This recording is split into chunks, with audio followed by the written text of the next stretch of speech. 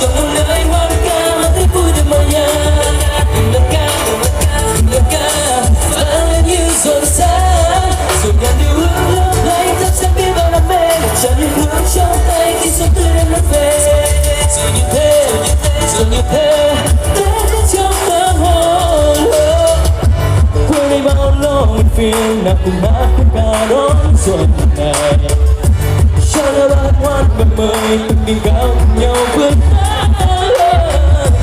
Chỉ muốn sẽ trên cao một trời rộng lớn biết bao những đàn gạo.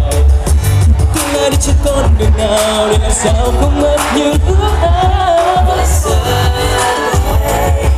Khi năm mới ghé chân đặt chút cơn xuân,